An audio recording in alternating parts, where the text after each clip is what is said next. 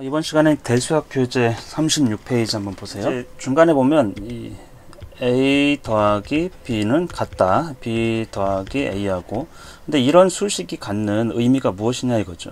이것에서 우리가 a 더하기 b 왼쪽과 오른쪽이 이제 같다고 되어 있는데, 이것이 나타내고 있는, 이런 수식이 나타내고 있는 중요한 개념은 순서를 바꿔도, 더하기에서 순서를 바꿔도 그 값이 같다라는 뜻이에요. 다른 거를 표현하는 게 아니고 이것은 그것만 아주 명확하게 표현해 주는 거죠. 우리가 문자를 쓰면 예를 들면 3 더하기 5가 이제 5 더하기 3하고 같다.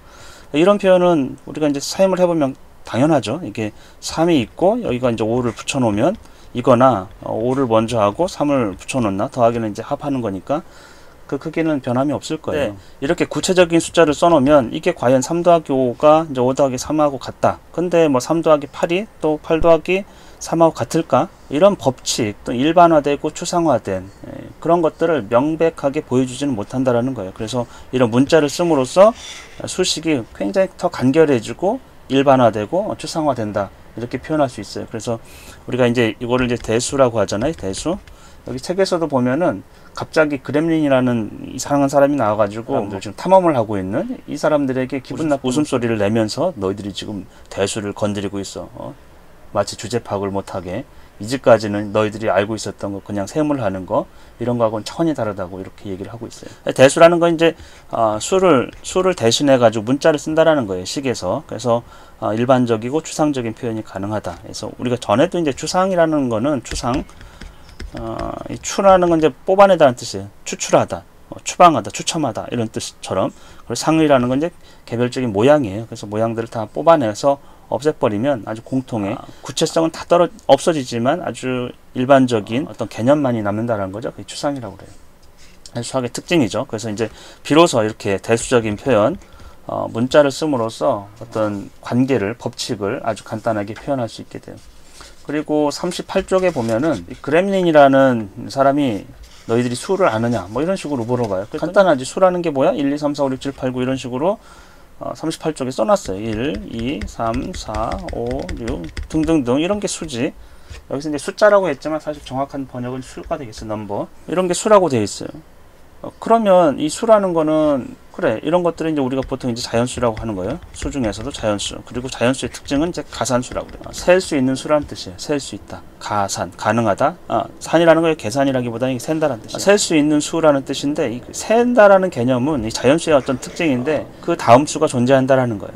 그 다음, 마치 순서를 정렬하듯이 그 다음, 그 다음, 그 다음. 그 다음이라는 건 이제 더하기를 하는 거죠. 그래서 그것을 하나씩 세워 볼 수 있다, 이런 뜻을 갖고 있어요. 그래서 이 가산수, 그럼 자연수하고 가산수는 어떻게 다른가, 이런 느낌이 있고, 또 이 세다라는 게 도대체 무엇인가, 수가 무엇인가, 수라는 것을 이렇게 1, 2, 3, 4, 5, 6, 7, 8 이런 게 수다, 이런 것들은 정확한 정의가 아니에요. 뜻풀이가 아니에요. 사람이 무엇이냐 그랬더니 뭐 정민이 같은 애, 민수 같은 애, 뭐 이런 게 사람이지, 이렇게 표현할 수가 없다라는 거죠. 사례를 들어가지고 그것을 정의 내리지는 않아요. 그러니까 정의는, 뜻풀이는 보다 좀 명료하고 명확한, 정확한 개념을 설명해야 되고, 이런 하나씩 예를 드는 거하고 정의 내리는 건 다르죠. 수가 무엇인지 우리가 실제로 사전에 찾아보면요, 수라는 거는 우리 국어사전, 네이버 국어사전에 보면 셀 수 있는 사물을 세어서 나타낸 값, 이렇게 되어 있어요. 그러면 여기서 셀 수 있는 또는 세어서, 세다, 셀 수 있는, 그게 이제 카운트예요. 세다. 세다라는 뜻을 알아야 수를 알게 되거든요. 수는 사물의 개수를 세어서 나타내는 값이기 때문에, 그럼 세다를 검색을 해보잖아요. 그럼 세다를 검색을 해보면 사물이 수요를 헤아리다라는 거 되어 있어요. 수효. 좀 더 어려운 말이에요. 지금 우리가 수를 알고 싶어서 뜻을 찾아보니까 세다라는 것이 나왔고, 세다를 알아야지 수를 안단 말이에요. 세다를 또 찾아보니까 사물이 수요다. 사물이 수요를 헤아리거나 꼽다, 이렇게 되는데, 그럼 수요는 뭔가? 수요를 찾아보니까 뭐라고 되어 있어요? 낱낱의 수라고 되어 있어요. 결국에는 다시 돌아와가지고 수요를 알기 위해서 수를 알아야 되는 거예요. 수요는 낱낱의 수다. 결국에 우리 수를 알고 싶어가지고 찾아보니까 수를 알려면 세는 걸 알아야 되고, 세는 걸 알려면 수요를 알아야 되고, 수요를 알아야 되면 또 다시 수를 알아야 되니까, 이런 것이 이제 순환 정의라고 해요. 사실 정의도 아니죠. 뜻풀이가 잘못된 거예요. 순환 정의라는 거예요. 계속 돌고 돌아가지고 결국에 알 수 없는 어떤 뜻을. 그래서 결국에 우리 언어적인 한계고 우리 인식의 한계예요. 모든 것을 다 정의할 수는 없어요. 결국에는 어떤 최초의 단어든 근본적인 것을 설명하려고 하면 다른 용어를 써야 되잖아요. 그렇죠? 다른 용어를 쓴다라는 거는 그 용어는 이미 또 다른 용어를 기반으로 하고 있기 때문에 이렇게 순환 정의에 빠질 수밖에 없어요. 그래서 우리가 순환 정의에 빠지지 않기 위해서 수학에서는 이 무정의 용어라고 씁니다. 무정의 용어. 그러니까 정의를 하지 않겠다는 뜻이에요. 그거는 너무나 기초적이고 근본적이어 가지고 누구나 더 알고 있고, 그래서 정의할 필요가 없나. 정의를 할 수가 없는 거죠, 사실은. 정의를 하면 다른 용어를 갖다 빌어서 쓰기 때문에. 그래서 순환 정의에 빠지는 그런 것을 방지하고자 수학에서는 이제 무정의 용어를 쓰고 있어요. 근데 무정의 용어를 쓴다라는 거는 무정의 용어를 남발하는 게 아니라 아주 제한된 무정의 용어가 있는 거예요. 마치 우리가 기하학을 했을 때 유클리드 원론에서 공리와 공준, 그렇죠? 이것을 다뤘어요. 그러니까 그 공리와 공준을 토대로 해가지고 다른 것들을 증명해 가는 거예요.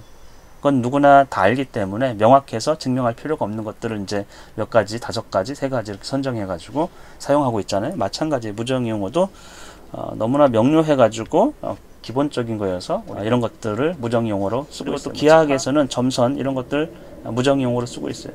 물론 이제 유클리드는 점이라는 거는 has no part, 부분이 없다, 크기가 없다 이렇게 얘기했고, 선이라는 것은 길이만 있다, 폭은 없고 길이만 있다. 근데 이게 정확한 정의는 아니란 말이죠. 정확한 정의는 사람이 무엇이냐 그랬더니 꼬리가 없는 것이 사람이다, 이런 식으로 뭐가 없다고 해서 사람을 정의할 수 있는 건 아니거든요, 뜻을. 그래서 참고 삼아서 이게 이제 세다라는 개념이 굉장히 어려워요. 우리가 자연수는 아무리 개수를 세는 수고, 그 센다라는 건 그 다음수가 있기 때문에 하나씩 다음수를 이제 진행시켜 나가는 건데, 그러면 이제 분수 또는 이제 유리수, 나중에 유리수라고 부를 거예요. 이 분수와 유리수, 이것을 셀 수 있는가? 그러면 굉장히 애매하죠. 셀 수 있다는 개념이 무엇인가? 자연수와 1대1 대응을 할 수 있다는 뜻이에요. 그래서 자연수하고 1대1 대응이 가능한, 왜냐하면 자연수의 본질이 세는 거기 때문에, 그래서 자연수하고 1대1 대응이 가능한 것을 이제 우리가 가산수라고 그래요. 가산수의 정의는 자연수와 1대1 대응이 가능한 어떤 수예요. 그러면 여기서 1대1 대응이라는 건데, 1대1 대응이라는 말이 무엇인가? 이 대응이라는 거는, 대라는 거는 마주하다는 뜻이에요. 대보다. 응이라는 거는 응하다, 대답하다. 그래서 대응은 그냥 짝맞춤이라고 생각하면 돼요. 1대1 대응은 특히 하나와 하나를 짝맞춤하는 거예요. 예를 들면 소가 한 마리, 소가 2마리, 소가 3마리, 무수한 소가 있다고 생각해 보세요. 옛날 사람들이 이거를 어떻게 기록했을까요? 소의 개수를. 지금과 같은 수 체계가 없었을 때, 아주 고대, 당연히 소 한 마리에 막대기 하나를 대응했을 거예요. 소 2마리는 막대기 2개, 소 3개는 이런 식으로, 넷, 5, 그래서 6. 그래서 소가 막 움직여요. 지금 내 눈에 보이지 않아도 이 주인은 소가 몇 마리인지 이 막대기 개수를 보고 다른 사람이 설명할 수 있는 것이죠. 요만큼 내가 가지고 있는 소다. 그래서 우리가 이걸 1대1 대응이라고 해요. 막대기 하나에 소 하나를 대응시킨, 짝맞춤 한 거죠. 그래서 그런 거를 1대1 대응이라고 하고, 이 자연수하고 1대1 대응이 가능한 그것을 이제 우리가 가산수라고 얘기해요. 그럼 분수는 가산수인가? 뭐 이런 방식으로 생각해 볼 수 있어요. 세로와 가로에 무한대로 이렇게 있다고 생각해 봅시다, 수가. 그럼 분수라는 거는 분모 분자에 자연수가 존재하는 것이잖아요. 그렇죠? 그래서 여기를 이제 제가 분모 용도로 쓰고, 여기는 분자 용도로 쓸 거예요. 그래서 여기는 1분의 1, 1분의 2, 1분의 3, 1분의 4. 우리가 이제 이거를 카운트 할 수 있는 어떤 순서를 정할 수 있다는 거. 그 다음으로 태초에 이제 이거를 1분의 1도 이제 분수라고 표현할 수 있겠죠. 그 다음에 밑으로 내려가요. 그럼 2분의 1을, 그 다음에는 대각선으로 올라가요. 이런 식으로. 더 올라갈 게 없으니까 오른쪽으로 움직여요. 그 다음에 밑으로 내려가요. 이런 식으로. 그러면 우리가 그 다음에는 더 대각선으로 갈 게 없으니까 밑으로 내려가요. 이런 식으로 하면 모든 분수를 순서 지을 수 있다라는 거예요. 그 다음, 물론 크기의 순서는 아니에요. 근데 어쨌건 일렬로 세울 수 있고, 최초의 것을 우리가 자연수 1에 대응시킬 수 있다라는 거죠. 여기는 1, 두 번째 건 2, 세 번째 건 3, 네 번째 거 4, 다섯 번째 거 5, 여섯 번째 6, 7, 8, 9, 10 이런 식으로 하나하나를 다 대응시킬 수 있다라는 거예요. 자연수는 무한대에 있기 때문에 모든 분수가 자연수의 1대1 대응이 된다. 그래서 우리가 이것을 이제 분수도 셀 수 있는 가산수다, 이렇게 표현하고 있어요. 그 다음에 41쪽을 한번 보세요. 자연수의 성질이에요. 자연수의 성질 중에서 가장 중요한 거는 모든 자연수 A에 대해서 그 다음 수 A 플러스 1이 존재한다라는 거예요. 여기서 이제 자연수를, 어떤 자연수를 A라고 했어요. 이게 대수적인 표현이라는 거죠. 꼭 자연수를 숫자만 써가지고 1, 2, 3, 4 이렇게 하지 않고 어떤 대표적인 자연수를 우리가 또 N 또는 A 이런 문자를 쓸 수 있다는 거예요. 이게 자연수라는 거예요. 셀 수 있는 수고, 그러면 A 다음 수는 A 플러스 1, N 다음 수는 n 플러스 1이라는 거죠. 그래서 우리가 이걸 다음수를 자연수의 아주 중요한 특징이고 석세서를 써요. 석세서는 이제 계승자, 다음 자기 지위를 물려받은 자죠. 계승자. 이게 이제 석세스는 이제 성공이란 뜻인데, 성공이 왜 계승자인가? 관련되어 있는가? 옛날에 이제 왕이 있으면 왕의 자식들이 여럿이 있어요. 그 중에서 석세서, 계승자는 성공한 자예요. 셋째가 왕위를 물려받았어요. 이게 이제 석세서가 되는 거예요. 다음 계승자, 성공한 자죠. 왜? 아버지의 지위와 재산과 권력을 물려받은 자가 성공한 자예요. 옛날 이제 신분제 사회에서 그렇다는 거죠. 그래서 석세서라는 개념이 있고, 이 석세서 오브 삼수적인 표현이에요. n은 이제 n 플러스 1이다. n의 석세서를 얘기하는 거예요. 석세서 of n. 그래서 자연수의 아주 중요한 특징은 다음 수가 존재하고 다음 수는 그 수에 이제 1을 더한 수예요. 마찬가지로 이 의미에서 이전수가 존재하라는 거죠. a의 이전수는 a-1이고, 그렇죠? a-1이 이전수예요. 1을 뺀. 그리고 a가 있고, 여기보다 하나 더 큰 수는 그 다음 수는 a 플러스 1. 이런 식으로, 그 다음은 a 플러스 1. 이런 식으로 수학적으로 표현할 수 있겠어요. 그래서 여러분이 문자를 썼다고 해도 이 의미를 알면 돼요. a가 자연수라고 하면 a보다 하나 더 작은 이전수고, a 플러스 1은 a보다 하나 더 큰 수, a 플러스 2는 a보다 둘 더 큰 수, 이렇게 표현하면 되겠어요. 42쪽에 보면은 그래서 자연수들끼리는 순서가 있다. 그래서 크기 순서가 있다라는 거죠. 뭐 예를 들면 자연수 두 개가 있다고 생각해보세요. a와 b. 특정하지는 않았어요. 이게 대수적인 표현이에요. 일반적인 어떤 자연수 a, 또 다른 자연수 b. 그래서 a와 b라는 거는 자연수가 두 개 있다라는 뜻이에요. a가 있고 그거와 다른 자연수 a, b가 있다. 그러면 우리가 두 자연수가 있을 때는 이 자연수의 둘 사이의 관계는 a와 b가 같든지 또는 a와 b가 다르다라는 거죠. 그렇죠. 같든지 다를 거예요.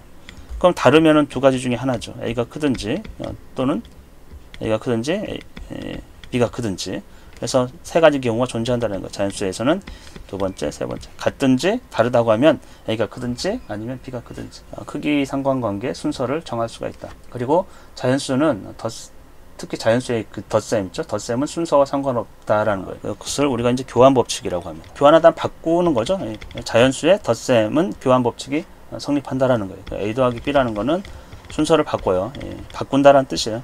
이것이 성립한다라는 거예요. 그래서 어떠한 경우에도 자연수는 둘 간의 순서를 바꿔도 값의 변화는 전혀 없어요. 그래서 우리가 이것을 법칙으로 모든 것에 적용되기 때문에 그래요.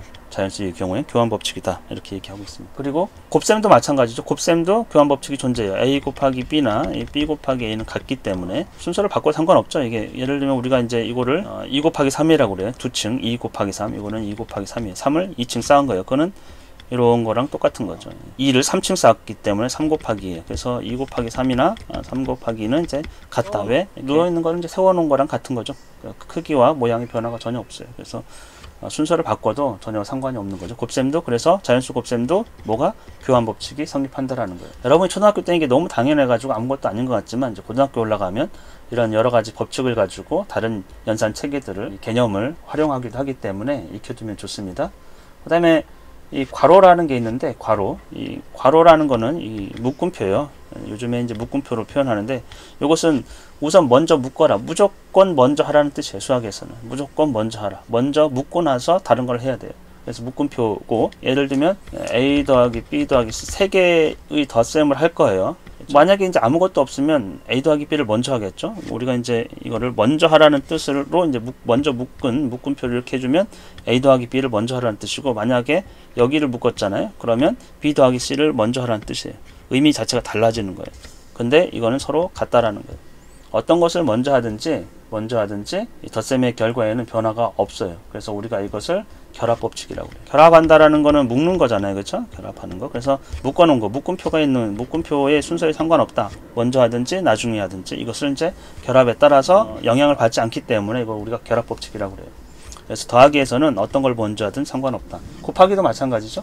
곱하기도 a 곱하기 b 곱하기 c가 있어요. 근데 a와 b를 먼저 곱하고 그 다음 c를 곱하든, 또는 a 곱하기 b 곱하기 c를 먼저 하고 나서 a를 곱하든 순서에는 상관없다. 그래서 결합법칙이 곱셈에도, 자연수 곱셈에서도 존재한다라는 거예요. 성립한다. 보통 이제 성립한다라는 거예요.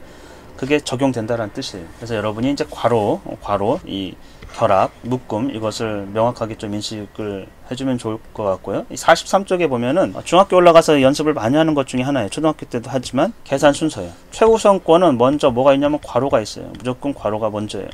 먼저 묶고 나서 뭘 해야 돼요. 예를 들면 2 곱하기 3 더하기 5 통상은 이제 곱하기를 먼저 하겠죠. 6에다가 5를 더해서 11 이런데 여기가 괄호로 묶여 있잖아요. 그러면 먼저 묶고 나서 2를 곱해야 돼요. 3 더하기 5를 하고 먼저 하고 2를 곱하라는 뜻이니까 3 더하기 5는 8이죠. 8 곱하기 2는 이제 16. 결과가 완전 달라져요. 그래서 우선적으로 괄호 묶음표를 먼저 해야 돼요. 이 의미는 최우선적으로 묶고 나서 뭘 하라는 뜻이에요. 그 다음에 두 번째는 지수. 여러분이 4 곱하기 3의 2제곱 이런 뜻은 이것은 3의 2제곱은 정말 한 몸이에요. 9를 지수적으로 표현한 거예요. 9라는 거는 3 곱하기 3이죠. 그래서 이거를 3의 2제곱 이런 형태로 소인수 분해를 해서 우리가 그 9라는 수가 어떤 원인들을 갖고 있는지 그것을 몇 개 포함하고 있는지를 표현해주는 약간 방법이기 때문에 하나의 수로 인식을 해야 돼요. 그래서 4 곱하기 3의 2제곱은 3의 2제곱을 먼저 해줘야 되겠죠. 먼저 예를 들면 여러분이 그 3의 2제곱 9, 9, 4, 36이 돼요. 네, 이거는 근데 이렇게 표현되어 있다고 보세요. 이런 값은 어떻게 우리가 구해야 되는가? 그냥 세제곱이 있지만 먼저 괄호부터 해야 돼요. 그럼 2 더하기는 4에 4의 3제곱을 해줘야 돼요. 이거 4고 4의 3제곱은 4 곱하기 4 곱하기 4 거기다 또 4를 곱하는 거죠. 그리고 나서 3을 더해주는 거예요. 순서가 괄호가 먼저고 그 다음에 지수 그렇죠? 지수 여기서도 지수가 먼저고 지수는 하나의 수다. 여기서 이제 지수가 먼저고 세 번째는 이제 곱셈과 나눗셈. 이제 조금 올라가면 나눗셈의 성질은 크게 다루질 않아요. 왜냐하면 곱셈의 역이기 때문에 나누기 3이라는 거는 곱하기 이제 3분의 1이에요. 분수했을 때 여러분이 많이 배웠을 거예요. 그래서 나누기의 나눗셈의 성질 자체는 다루지 않고 이제 곱셈의 어떤 형태로 보는 거예요. 나눗셈이나 곱셈은 이제 같은 계열이기 때문에 같은 성질을 갖고 있기 때문에 동일한 우선순위를 갖고 있고 그것은 맨 마지막 덧뺄셈보다 우선순위를 가져요. 왜 그렇죠? 2 더하기 3 곱하기 2 이 의미는 여기 보세요. 2가 이렇게 있고 이 더하기라는 거는 이게 at에서 왔다고 했어요. at t에서 이거는 이태리 말이지만 이거 and란 그리고란 뜻이에요. 2 그리고 3 곱하기 2를 3층으로 쌓은 이런 모습이에요. 그러니까 당연히 3 곱하기를 우리가 하나의 항이라고 했어요. 텀 곱하기를 하나의 항 하나의 테두리를 갖는 어떤 속성이라는 거예요. 그래서 6이고 그리고 2가 있는 거예요. 근데 이거를 더하기를 먼저 하고 곱하기를 하면 안 되겠죠. 이거 2 더하기 3은 5죠. 5 곱하기는 10인데 지금 여기는 6에다가 2를 더해서 8이 돼야 되는데 전혀 다른. 그래서 우리가 곱셈을 먼저 해야 돼요. 근데 이제 곱셈을 먼저 한다고 했을 때 곱셈과 나눗셈은 동일한 이제 우선순위를 갖기 때문에 우리가 3 나누기 3 곱하기 2 이러면 이거를 좀 헷갈리죠. 나누기와 곱하기는 동일한 우선순위를 가지니까 순서대로 해요. 수학에서는 3 나누기 3은 1이에요. 1 곱하기 2 하니까 2가 되겠죠, 답은. 근데 이게 명확하지가 않아요. 그래서 이게 나누기를 먼저 하라는 건지, 예를 들면 이 의미가 3을 이제 3 나누기 3 곱하기 2, 3 곱하기 2를 먼저 하라는 건지 이 식을 보면 정확하게 뚜렷하게 나타나진 않아요. 그래서 명확하게 어떤 뜻인지, 이거 3 나누기 3 곱하기 2를 먼저 하라면 이게 3 곱하기 6이죠. 3 나누기 6이니까 이제 6분의 3이 돼서 이제 2분의 1이 될 텐데 전혀 다르단 말이죠. 순서에 따라서. 그래서 보통은 명확하게 표현해 주기 위해서 이것이 만약에 3을 3 곱하기 2로 나눈다 이러면 분수적인 표현을 써요. 또는 3 나누기 3을 먼저 하고 2를 곱하라 이런 식으로. 그래서 나누기는 잘 쓰지 않는다라는 거예요. 나누기는 아까도 얘기했지만 곱하기 역수. 그 얘기는 분수를 쓰겠다는 얘기예요. 사실은 분수적으로 표현하는 게 훨씬 더 명확한 표현이기 때문에 이 나누기 기호 자체를 초등학교 때는 자꾸 쓰지만 국제적으로 권장하지는 않고 있어요. 이 나누기 표현은 혼란을 줄 수 있기 때문에 더 좋은 건 그냥 분수로 표현하는 거예요. 여러분이 1 나누기 2는 1 나누기 위에 있는 거를 밑에 있는 걸로 나눈다 이렇게 생각합니다. 빵 하나를 2명이서 나누면 2분의 1씩 먹는 거죠. 분명해요. 어떤 경우든. 그래서 나누기 표현 자체를 분수적으로 그냥 위에 있는 거 나누기 밑에 있는 거로 표현하는 게 훨씬 더 좋습니다. 지금 45쪽에 문제가 주어져 있고 46쪽에 그 답이 나와 있어요. 그래서 45쪽의 문제를 쭉 풀어보세요. 아마 계산 순서와 관련된 것인데 이게 조금 연습이 필요한 부분이에요. 처음엔 언젠가는 연습을 해야 되는 것이고, 계산 순서만 괄호를 먼저 한다. 묶음은 무조건 먼저 묶고 나서 먼저 하는 것이고, 그 다음에 지수, 이건 하나의 수예요. 그 다음에 곱셈과 나눗셈은 동일한 계열이지만 이거는 곱셈은 하나의 항이에요. 하나의 테두리를 갖는다라는 것이죠. 그 다음에 맨 마지막에 덧뺄셈을 해주는 것이에요. 오늘은 여기까지 하고, 혹시 이제 연습 문제 45쪽의 문제를 풀어보고 질문이 있으면 언제든지 구글 클래스룸에 남겨주면 되겠습니다. 오늘 여기까지 하겠습니다.